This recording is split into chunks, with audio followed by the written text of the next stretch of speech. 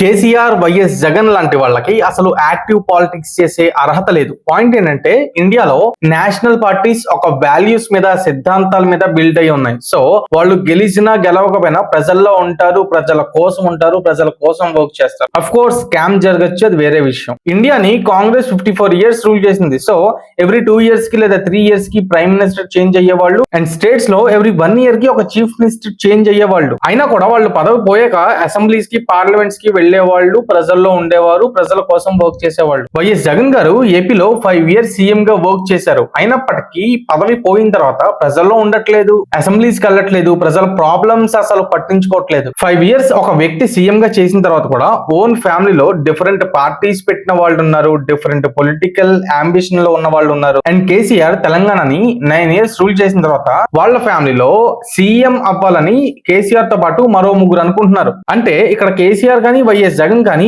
Own ఫ్యామిలీకి న్యాయం చేయలేకపోయారు. వీళ్ళ మాటలు ఓన్ ఫ్యామిలీ మెంబర్స్ వినలేకపోతున్నారు. సొంత ఫ్యామిలీకి న్యాయం చేయని వాళ్ళు రాష్ట్రంలో మళ్ళీ గెలిస్తే అందరికి న్యాయం చేస్తారని గ్యారంటీ ఏంటి? అధికారం కోల్పోతే ప్రజల్లో లేని వాళ్ళు, రాని వాళ్ళు, అధికారంలో ఉన్నప్పుడు కూడా ప్రజల్ని ఇగ్నోర్ చేసేవాళ్ళు, వీళ్ళకి అసలు యాక్టివ్ పాలిటీషియన్స్ గా ఉండే అర్హత ఉందా? దీనిపైన మీ ఒపీనియన్ ఏంటో కామెంట్ చేయండి. మనం మళ్ళీ కలుద్దాం.